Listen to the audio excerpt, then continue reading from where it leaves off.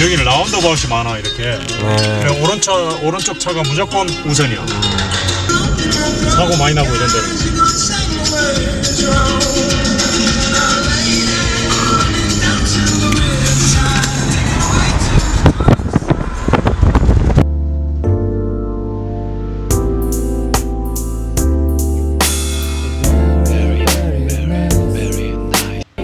호주 국립대학교에서 동아시아 태평양의 정치 군사학적인 걸 연구하시고 전공하신 교수님이 아카이 M4라는 릴데크를 매물로 내놓으셨기 때문에 그걸 사러 왔고.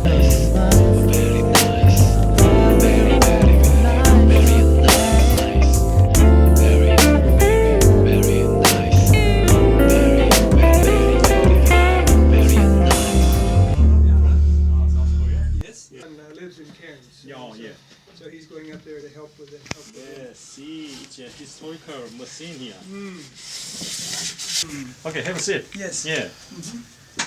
I was in Okinawa and I went to visit Japan, and I wanted especially something to listen to music. In the Marines, I would get bored by the work sometimes, and I was looking for some nice classical music, especially, and so this appealed to me for that reason, especially. I could. All function is still good. Well, as far as I know, but you see, I haven't been able to use it since in Australia. It's a main machine. Use it at Christmas time, with the Christmas presents and the talking when we have parties and things. I could use the microphones to record. But it was mostly listening. I didn't do a lot of recording.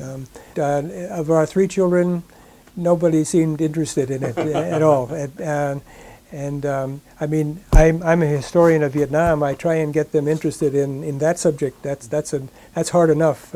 But Danny was the most interested because he's interested in parts and different machines. No, so nobody interested. As far as the trying to sell it for more or someone, I checked with if there was any technology museum here in Canberra or Sydney, and nobody showed any interest at all. Well, I think that people, especially as you see how rapidly technology is developing, it's almost impossible to keep up with. This is almost 60 years old. Yes. And for young people, it must seem like it's a couple hundred years old. I mean, it's so distant from what they're using now. Yeah. So that's part of the teaching, I think, that should happen at a museum is to demonstrate these changes in technology and what they meant for people at different times. That's what I would think. I mean, I work on with texts and archives and photos, but something like this is not as common to pay attention to. So I think you have a very good idea going for you now, and especially for young people.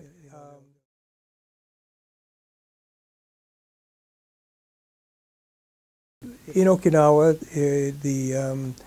the 3rd Marine Division was stationed there, and a number of air units, and of course the U.S. Air Force had a big base there. So Korea was part of the whole sort of strategic area that if there was a problem, that the Marine Division would probably be committed there.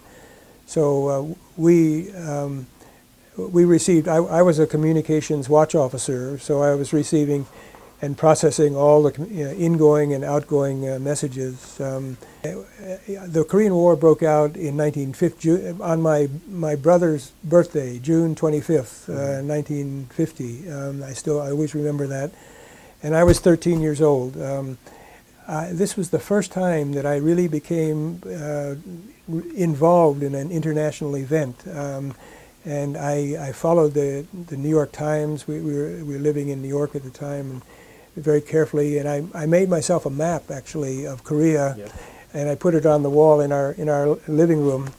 And I made red arrows and blue arrows, going down the peninsula and going up the peninsula, following everything day by day.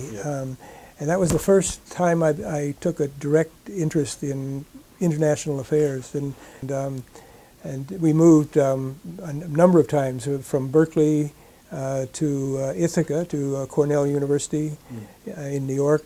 And then we were in France, where I was doing research as well. But I didn't take this with me to France. And then down to Washington, and then back out to Berkeley. So that was basically our moves. And 3 children eventually. Then at the end of the war, end of the Vietnam War, I very much wanted to get a teaching position.